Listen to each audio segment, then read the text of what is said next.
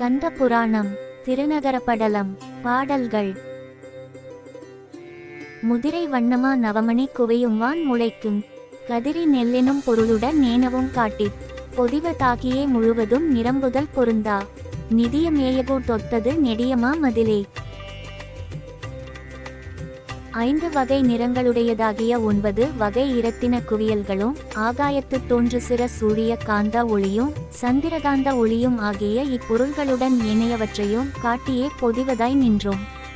அவைகள் நிரம்புதல் பொருந்தாத நிதி வைக்கும் கூடு எனும்படியும் பொருந்தி காணப்படுவது அந்த நெடிய மதில். 5 வகை நிறங்களாவன வெள்ளை, சிகப்பு, கருப்பு, மஞ்சள், பச்சை. நிறங்கள் ஓர் 5 திருவாசகம்.